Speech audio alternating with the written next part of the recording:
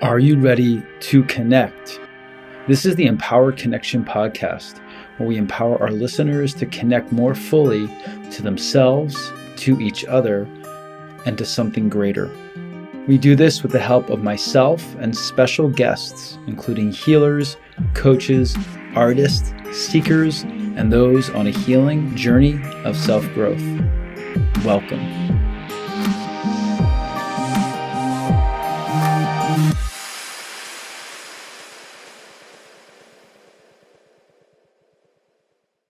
Hello, everyone, and welcome to the Empower Connection podcast. This is your host, Damodar, and this is going to be a solo episode with myself speaking on the topic of emotional awareness and emotional intelligence and how important that is in our lives. This is going to be a topic that I come back to throughout the podcast individually when I speak and then when we have some of our guests on the show. So I'm excited to start to move into this realm and explore it some more. For value to the listener, please do a couple things. Number one, feel free to check out my Instagram at empowerconnection.me as I post daily tips, tools, and some strategies to get more connected to ourselves and our emotions. Furthermore, you can also reach out and schedule a free 30-minute session with me, and I can share some tips and tools with you that way, one-on-one in person or on Zoom. And then lastly, stay tuned for the end of the podcast where we have some specific Empower Connection practice tools that I will give you to bring back into your life and into the world to integrate some of the ideas in the podcast more fully into your life. Thanks so much and enjoy the show. Hey, what is up, everyone? This is Damodar Cordua, relationship and life coach, yoga wisdom teacher, and we are here on the Empowered Connection podcast. Excited to be here. This is going to be a solo episode. I'm going to talk for a little while, hopefully giving you some value in your life and allowing you to connect more deeply to yourself and to others and to something bigger, maybe. So today we're going to talk about emotions, a controversial subject. Sometimes when I talk about emotions in my coaching work with clients, they might say to me that I'm not emotional or I don't like emotions. So when I hear this from others, frankly, I call bullshit because all of us are emotional creatures. And more than we realize, emotions are really the crux from which we navigate our lives, that they are the center point if we want to not feel and or feel different emotions. We start to kind of turn our lives to adapt so that that can unfold.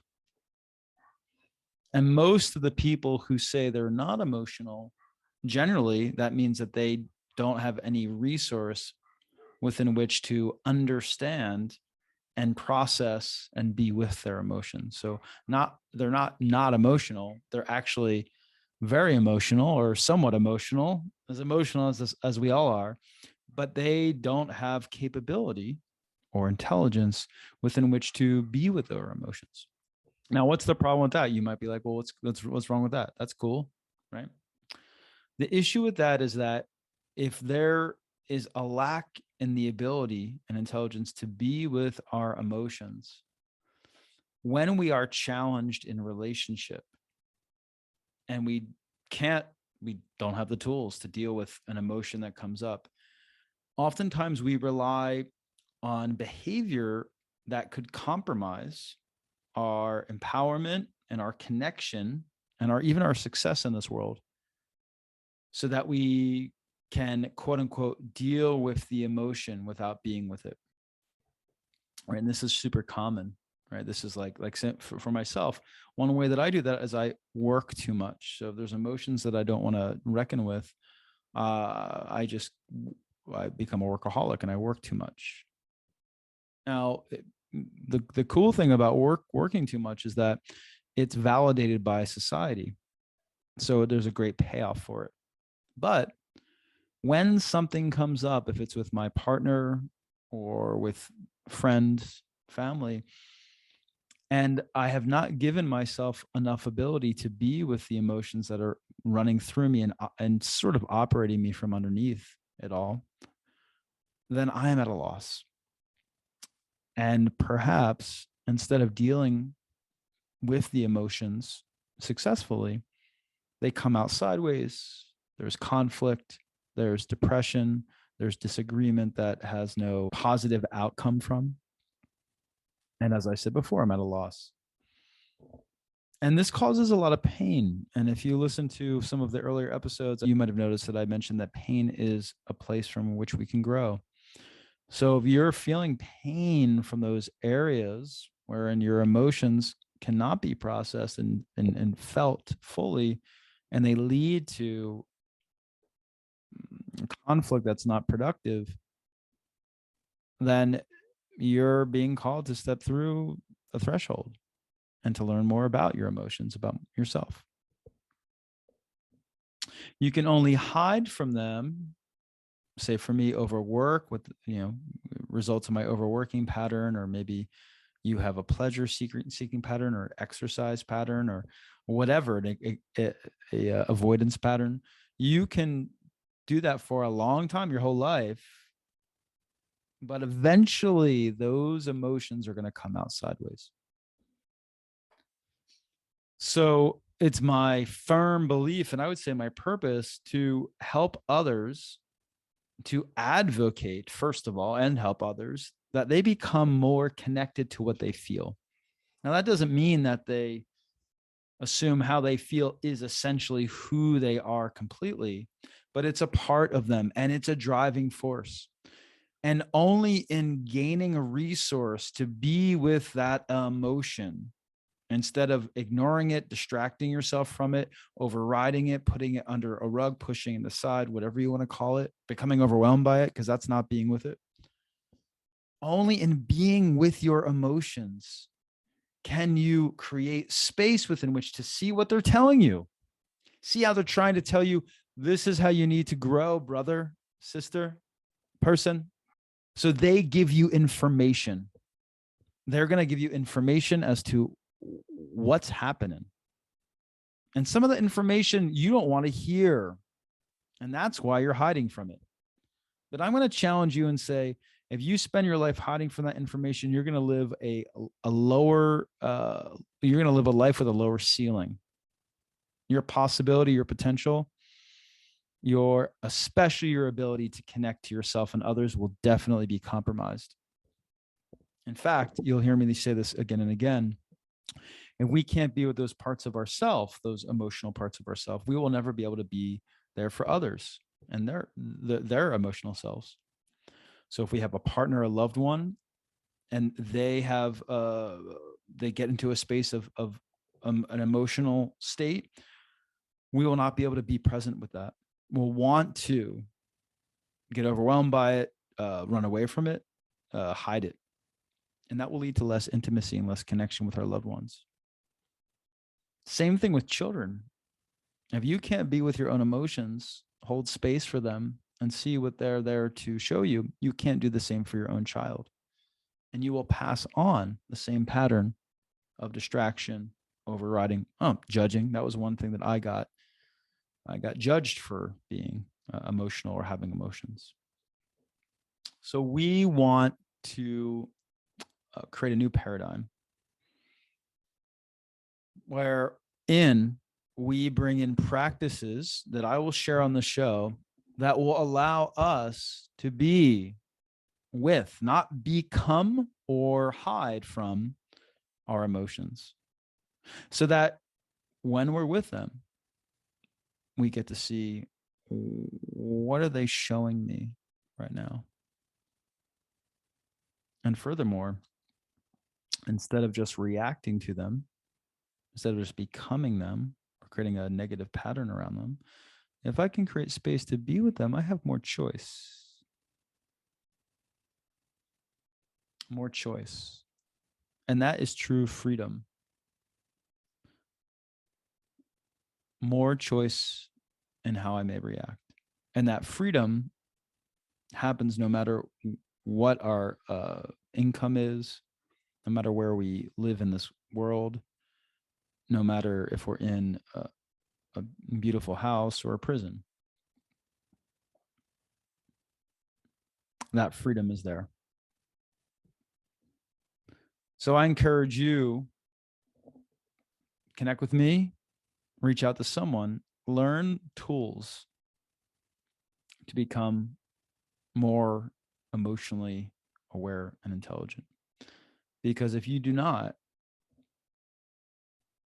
those emotions that are driving you, you don't even know it. You might be totally unconscious that they are.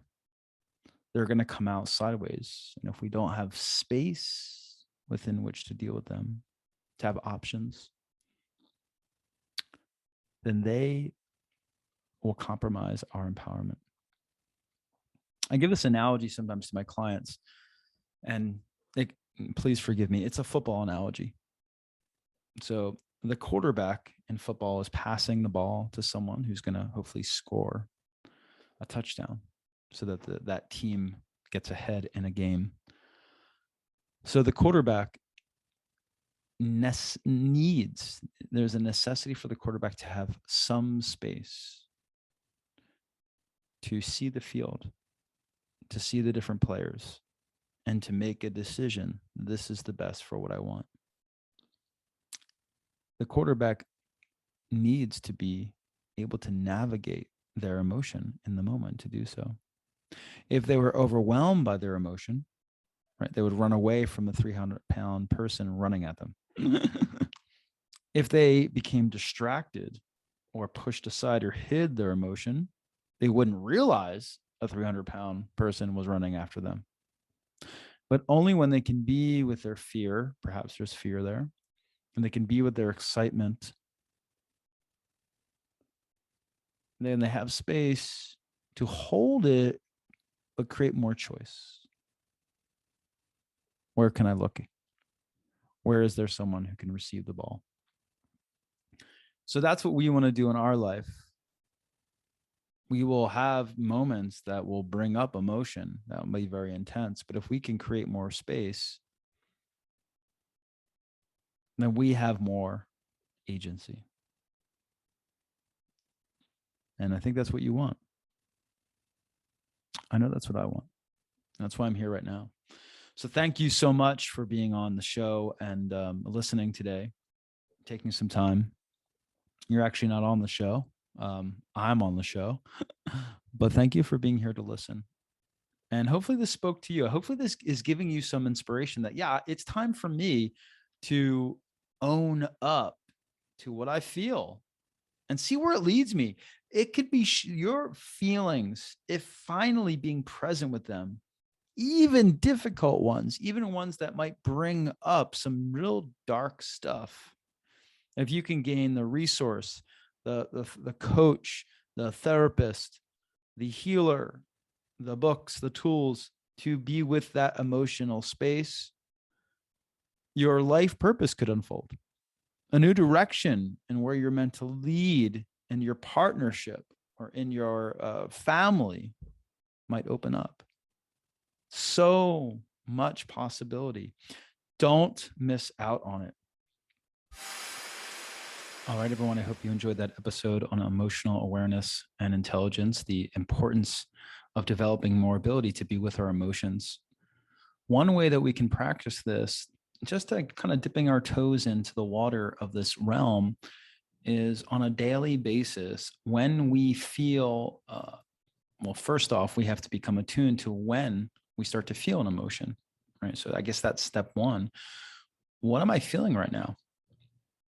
And usually to gain the resource to do so, we need to calm the nervous system down. So if we're at least aware enough to feel, to see that there's something happening inside, take that as a signpost and take a moment. And you can even close your eyes and start to breathe deep into yourself, or keep your eyes open and orient yourself to something around you that grounds you and brings you into your body and into what you're feeling. And I'm going to give you a lot more going forward in the podcast, but for now, at that point, just flashcard in your mind, what is this emotion? What am I feeling right now? And then what is the sensation that's connected to the emotion? Because often the sensation in our physical body starts before the actual emotion is realized consciously, right? So see I'm feeling, my heart rate go up. I'm speaking more quickly. I feel like I'm in my head instead of my heart, or I feel like I'm in my gut or my shoulders or my neck. They're feeling a certain way. I'm feeling contractive or expansive or chaotic or very focused. Tune into what am I feeling in the body? What's the sensation? And what is this emotion? Try to pin it. Like, do I feel sadness? Am I feeling anxiety or remorse, excitement, joy? And then last thing, and we'll add upon this later, how much is it affecting me right now? Like, how ungrounded am I? Am I feeling resourced and grounded and present, or is this emotion hijacking me? Am I not able to be with it, but instead is it overwhelming me, or am I like being overwhelmed by it, acting out in a way that is coming through in a sideways fashion, as we talked about in the podcast? So tune into that, become more aware of that range, and you can even give it a number, 1 being or 0 being I'm grounded, I'm resourced, 5 and up being, no, this emotion is really affecting me. I'm either repressing it, hiding it, betraying it, or it's really overwhelming me, but it really is affecting me in some way right now. All right. Those are some real simple tools to start to integrate, and stay tuned for more as the podcast continues. And we have also some special guests to lend their expertise. Thanks again. And please reach out, connect, rate the podcast, or share it with a friend if you got some value from it. See you next time. Peace.